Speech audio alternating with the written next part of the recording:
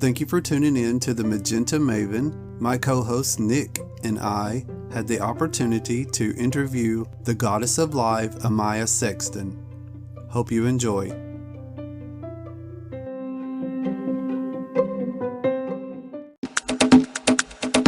Thank you for listening to the Magenta Maven. I am here with the Queen of Live, Miss Amaya Sexton. Hi, everyone. How are you? And I'm also here with my co-host, Nick. Hello. Where are you from? I'm originally from Indiana, but I live in Ohio now. Indiana is where you grew up? Mm-hmm. What were you like as a kid? I don't know. I've always been kind of like the oddball out. You know, I was the only boy on an all-female dance squad. You know, just not your typical individual ever. Did you have any brothers or sisters when you were growing up? Yeah, I have one brother, and he was like on the football team and the wrestling team. So we were like exact opposites. Are y'all still in contact? Do y'all still speak? Or yeah, if he needs money, he'll reach out. How was your school life? Yeah, I was honestly pretty, I don't know, I was pretty blessed. People used to ask, I think the biggest thing, they always asked if I was wearing lipstick because I've always had really red lips. And I remember one day going on the school bus, they gave me a napkin and was like, wipe your lips off. And then once they saw there was no lipstick, they kind of left me alone since then. I was actually pretty popular because I was the only male dancer and like that person to take the stand when nobody else would. So, you know, school years, I was very blessed. So I went to Richmond High School and it was called the Richmond Red Devils. And so we were called the Devilettes. But because I was a boy, they called me the devil. And but it was just like, you know, for like pep rallies and football games and stuff like that. Or we would also have showcases where we would put a bunch of numbers together and all perform. But I'll never forget, they always honestly made me feel like an inconvenience, or like, well, we're waiting on, you know, his costume to get here. And I'm like, I'll wear what they're wearing. And she was like, oh no, you can't do that. But I had a good time. But it was really hard because, you know, let's say we have 12 blonde girls with blue eyes and they're all doing the same dance moves. You know, they could mess up and you wouldn't be able to tell. But me, you know, I stuck out like a sore thumb. So I always had to make sure I knew my choreography really well. I could never mess up. So it was hard at times. How were your parents during childhood? Well, my mom left when I was very young, probably like 3 or 4. And so my dad had to raise my brother and I. And yeah, I mean, my dad was not really supportive, honestly, at first. He was just like, you need to be more like your brother. You need to be on the football team. I'm like, I'm not getting squashed out there. You know, I was like, I've never really been built like that. You know, I've always been like a smaller framed person. So, you know, we didn't see eye to eye on a lot of things. But fast forward, now my dad has been to a lot of my drag shows and my dad is really accepting now. But he just really didn't understand, you know, back in the day. Oh yeah, that's. I think that's what everybody's parents, you know, when it before everything become more liberal, I guess you could say. In regards to that, was he fairly strict on you as a child? Oh, very much so. Very traditional and very, you know, this is a phase, and you know, you're going to come out of this. And I was like, okay, honey. Well, that's what you think. You will, but as a different person. Yeah, that's how my mom was. She was like, "Oh, she thought it was a phase," but you know, of course. Not, but right. We're still here. Yes. What is an interesting thing about you that we wouldn't learn from your friends if they were asked? I really like video games. I'm like a real big nerd. Actually, my boyfriend and I, excuse me, we were just playing a video game upstairs. And that's why I looked at the clock and I was like, oh snap, I gotta get downstairs. You know, because we love video games. And a lot of people, I don't think they expect that from me. Yeah, because I am a bit more glamorous on stage and things like that. But yeah, usually I'm no makeup playing a video game. What's your favorite video game? My favorite video game of all time is Halo. That is a very good one. We are actually playing Grand Theft Auto. Oh, I love you ever play that? Oh, yes. Number 5. Yeah, I love that one. But I'm honestly, I guess I'm old school. I love Vice City or San Andreas, like earlier Grand Theft Auto games. Oh, yeah, those are very, very fun. I've been playing video games ever since they started coming out. Yeah, there's nothing like running around and sleeping with hookers and then getting your money back. But you don't always get all your money back. You only get a little bit of it back. Hey, you can't have it all. Like they spent the money between the time you got out of the car and killed them. Let's kind of fast forward a little bit to now your career in drag. So how did you get started in the entertainment industry? Some friends of mine in high school, they were like, "You got to go to this gay club," and we went to a bunch of clubs, And when I first went to Club Mask in Dayton, Ohio, I was just like, "Oh my god!" Like I thought it was an episode out of Queer as Folk, and I was like, "Oh my god, I love this." So then I saw, we went a couple of times, and then I saw a drag show, and I was like, "I feel like I can do that," but I didn't know anything about it. So then I talked to the hostess at the time and she said, "Well, we have a talent show coming up." So I was like, "Okay, bet I'm going to be there." And my friends put me like in their prom dress and like really cheap stuff. But I went there and I won the talent show and I was like on cloud nine and it was like, oh my God, I did it. And then they came downstairs and gave me $50. And I was like, "Oh, you get paid for this?"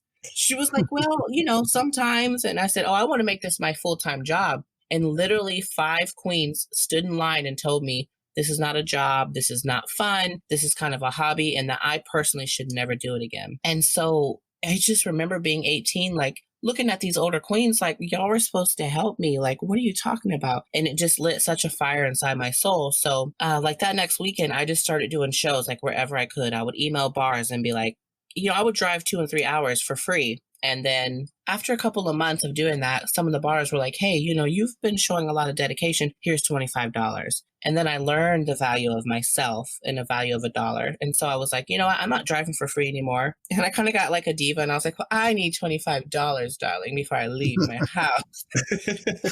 They're like, "Oh, okay, here's 25. The rest of queens were getting paid like 50 and 75. And then it's literally just been like going up from there. And then I don't want to say I'm like an overnight success, but like, honestly, I don't know. I just feel like one day people were just like, "Wow, Amaya, like, okay, here's 75." And like, we want to, like opportunities kept happening for me. And yeah, and then we're here. I mean, I've been extremely blessed, honestly. So if you look back at, where you started compared to now, what advice do you wish you would have known or that you would give a up and coming entertainer now? Can we cuss? I don't want to cut. Well, I don't. Okay. It's a podcast, so you can do whatever you want to. Okay. Don't trust these hoes. No, because like when I first started, like I had so many people, taking me in all types of different directions and was like, "Oh, girl, you don't need this," or "You do need this." You know what I mean? Thankfully, I have a good, head on my shoulders where I could kind of decipher what I should do, but just don't trust a lot of people at first. You know what I mean? I was so gullible and vulnerable when I first started and I was like, "Okay, here." They're like, "Let me do your makeup." I'm like, "Okay, great." They're like, "It's $50. I'm like, "Well, okay, that's what it costs here."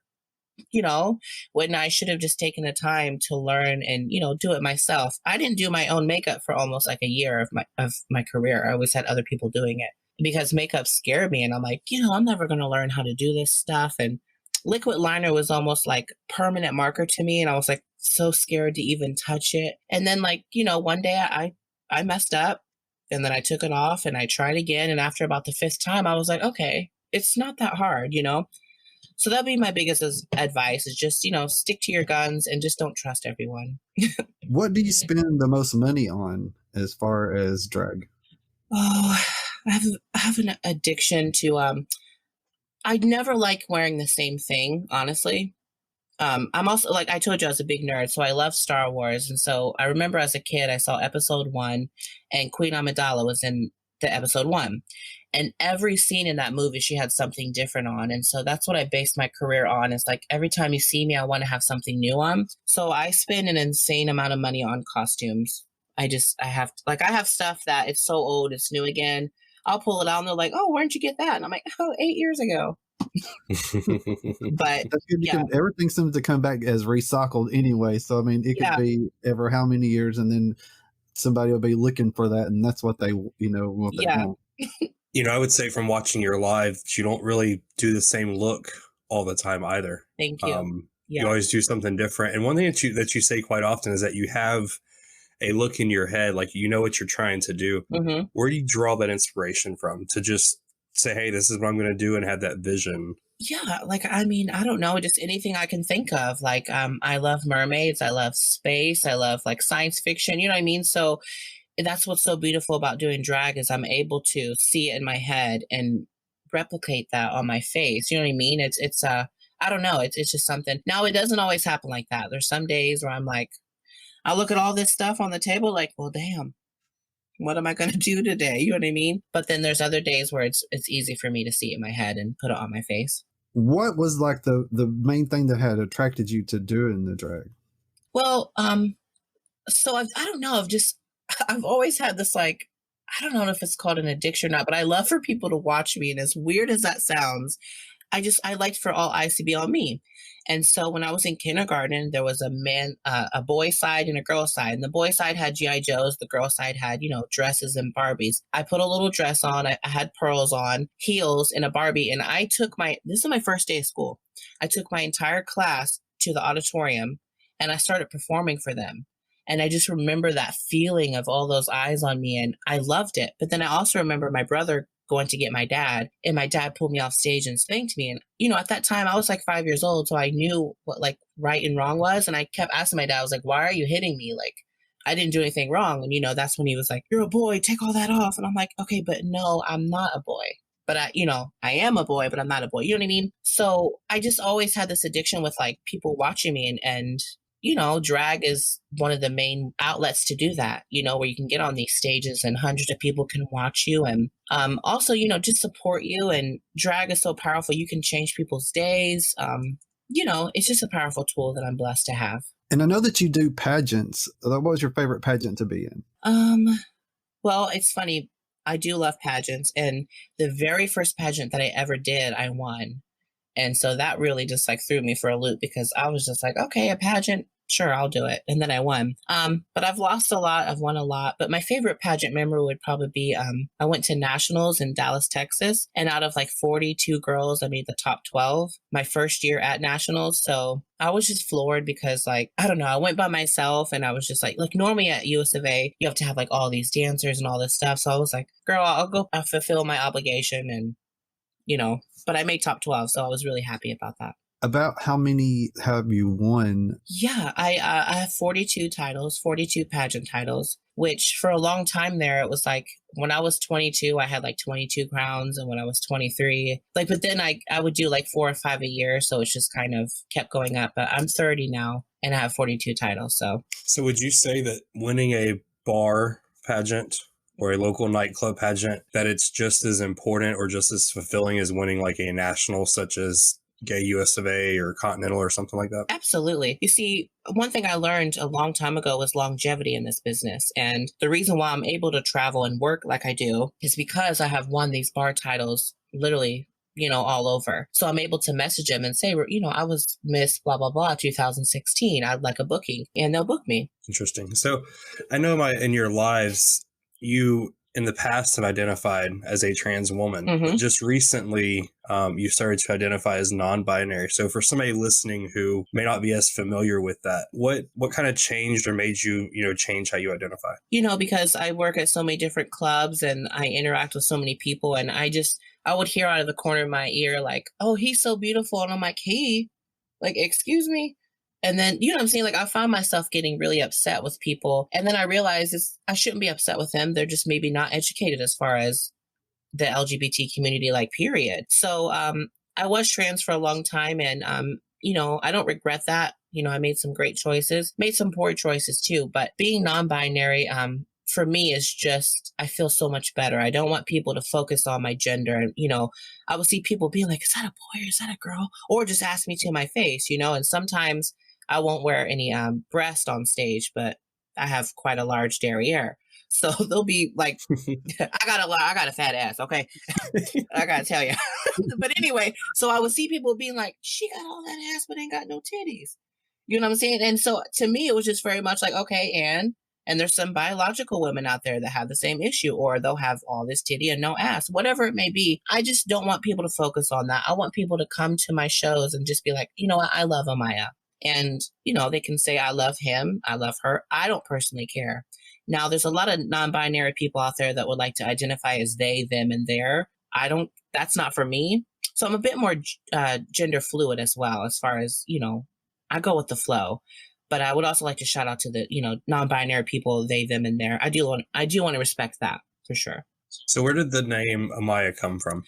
Well, my legal name is Adam. And then my favorite singer at the time, a few years ago, was Maya. So I took the A from Adam and then Maya and Amaya. And I also wanted to have something that I had never heard before. Like definitely I heard Maya and stuff like that, but no shade or anything. But I didn't want like a Jessica or like a Sarah or something that, we hear almost every day. So I was like, wanted something Amaya. What about the Sexton part? How did you acquire Sexton? So at first I was a Maya JAA, and that was a drag family, the J family.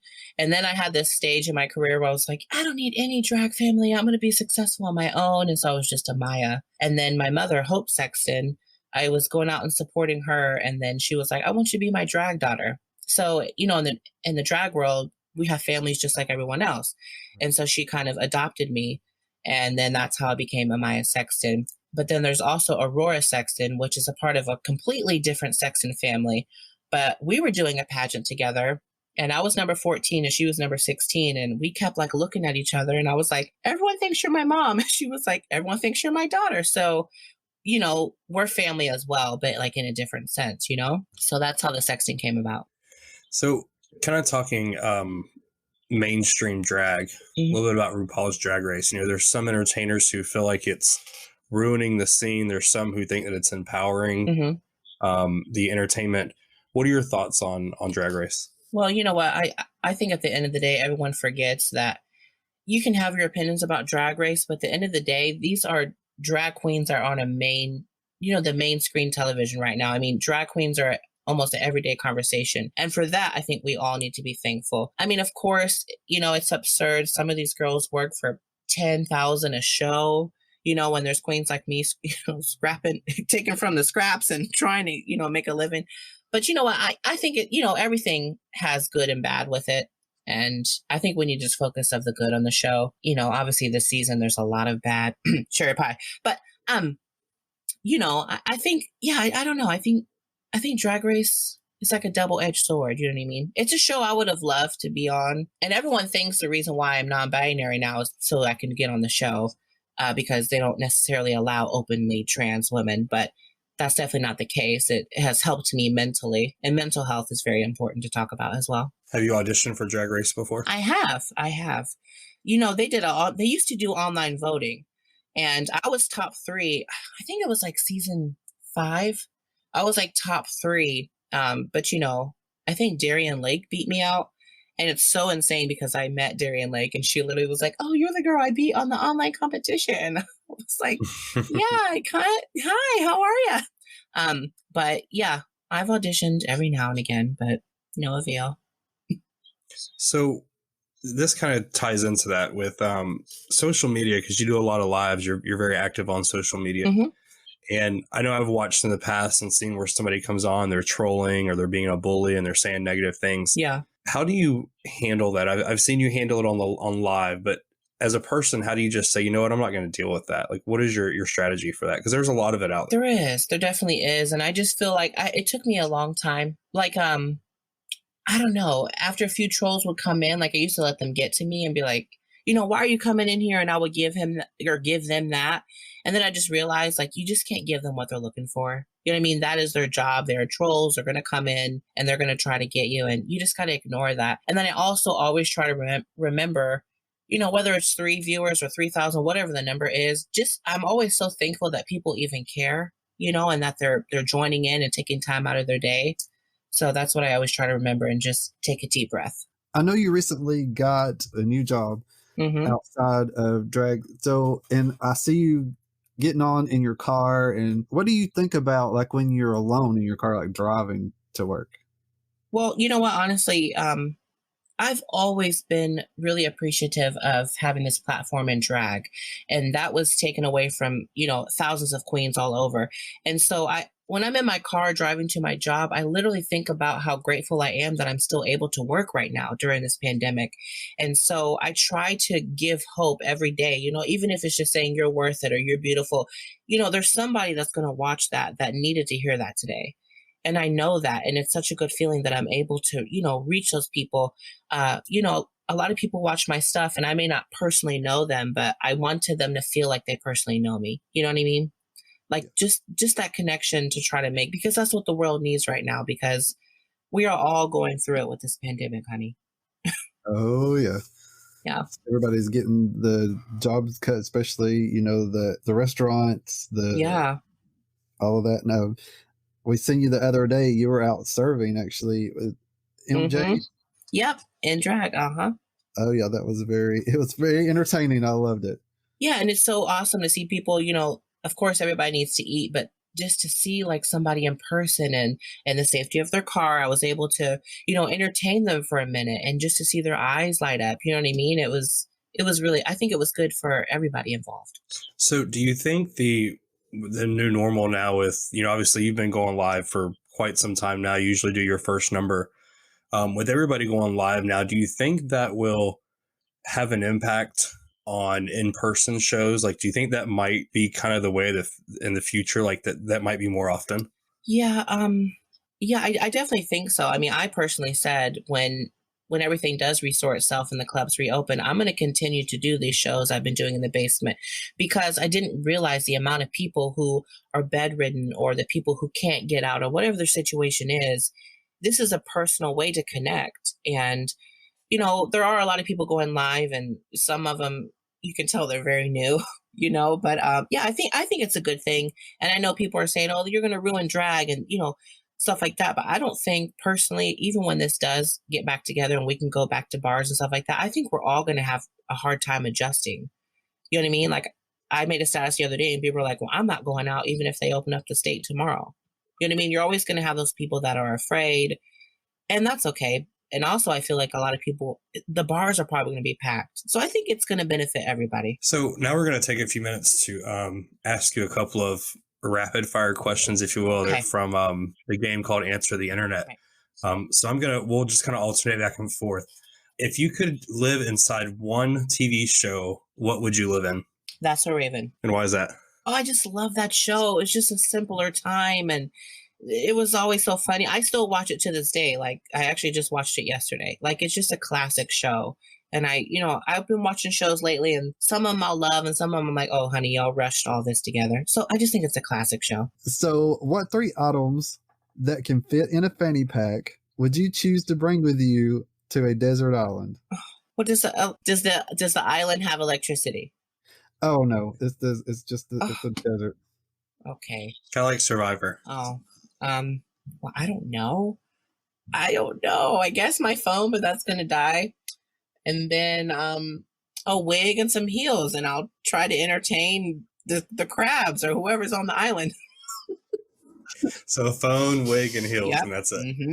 It just have to be some small heels to fit inside a fanny pack. Oh, fanny pack. My bad. Yeah, in a fanny pack. Oh, okay. Yeah, fanny pack. I'm sorry. Well, you know what? I can definitely fit some makeup brushes in there, and I'll stand on my tippy toes. I can get a wig and a fanny pack. Yeah, and a wig. Yeah, and my phone. Okay, so I'll just change from heels to makeup brushes. Sorry. So if you had to have a theme song play every time you arrive somewhere, what would that theme song be? So as soon as you walk in, this song plays. Crazy in Love by Beyonce. Because just that intro, da, da, da, da, da, and just, you know, I can just walk in everywhere like, you know, it's my party. That would be it. That's Nick's lady. He loves Beyonce too. Oh, yes. He'll be dancing around here after we get off. So if your life depended on it, what gymnastic event would you bet your life that you could do? Gymnastic event. You could make up something if you want to. I know it's like, yeah. I don't know. I like doing mukbangs. You know what mukbang is? We eat a lot of food. I love food. I know I can win that challenge. I can eat the hell out of whatever is in front of me. So in the Olympic race, the mukbang winner is Amaya Sexton. So would you rather have the ability to be invisible or have a clone of yourself to go to work when you're hungover? A clone, honey. A clone. I personally have like double and triple booked myself in one day where I literally want to go to both events, but I can't. A clone would be everything. So what is one thing that someone can say that makes you immediately hate them? Oh, wow. I don't know. I try not to hate anyone. One thing they can say to make me hate them. Trump. Oh yeah. Oh, that is a good one. And then conversation's done. We're not doing politics. You need to leave. That's it. That's definitely one that would work that way. If you had to work but you didn't need the money, what would you do? Honestly, I would still do drag. And people ask me this all the time. And if you have any dream job, you could be the president, an astronaut. I would still love to be a drag queen because I get to do what I love. And, I get to be Beyonce, Gaga, Iggy, whoever I want, in one night. And it's my passion. So, that's one thing that I've noticed watching your lives too, is that you're able to adapt very well. Thank you. From different nightclubs down. I mean, you're in your basement right now. What do you do to make yourself adapt so well? Is there a ritual or something you say that, hey, I'm just going to get this done? Or how does that work? What do you do? Yeah, I mean, again, I try to just count my blessings. And, I've flown to places where, the night before, they're like, oh, we had 1,000 people in here. And then I fly to the venue and they're like, well, I don't know what happened. There's 6 people out there. But I'm still grateful, like I always say, that there's even one person out there that wants to see me do a show or come to a drag show. So like I said, I try to whatever. I'm a very optimistic person. I always have been. And so no matter what the situation is, like there's obviously nothing like being on the stage, but having this platform to do my lives, like right here in my basement, I still try to give you the full fantasy. And I still try to, because there's people out there that don't have this opportunity. So that's what I try to remember. What is like one of your favorite places to visit? My gosh. Yeah. I love performing in Las Vegas.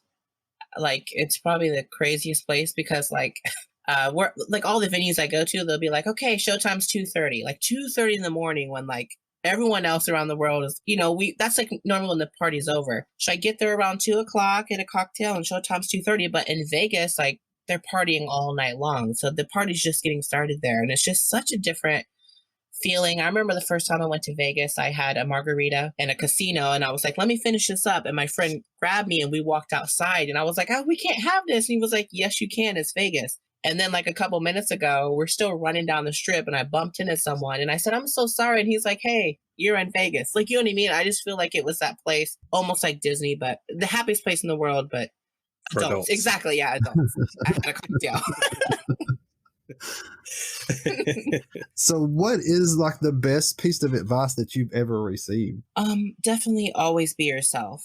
I had a couple of times when I would see someone like on Drag Race or I would see someone wherever and I would try to be like them. And I caught myself like, not truly being myself. And then I still take things from like Gaga or whoever, but I always make it my own. And I'm always myself because, there's a famous quote. I think it's Maya Angelou and it's, people will forget what you did and people will forget what you said, but they'll never forget how you made them feel. So I live with that every day I always want people to feel like, you know what, Amaya's doing her best or Amaya's being genuine. You know what I mean? I don't ever want people to question anything. Well, for anybody who listens to this podcast, where can they find you at social media, your platforms, if they wanted to follow? Yeah, I'm on Facebook, Instagram, Twitter. I think, pretty much on everything. The only thing I'm not on right now is TikTok, and I'm already on my phone enough.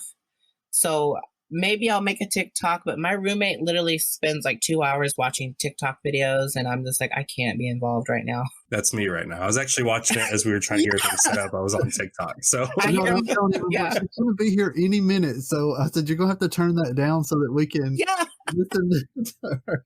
Yeah, I'll be, he's upstairs, and all I can hear is, ah! And then it stops and the next one and then music. And I'm just like, I don't know. And I used to be really wrapped into Vine.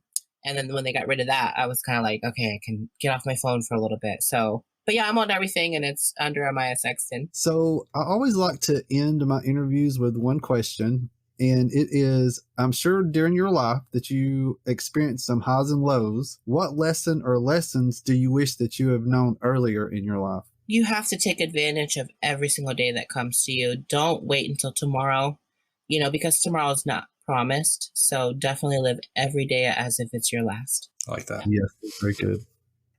Well, thank you very, very much for doing this interview. Yeah, no problem.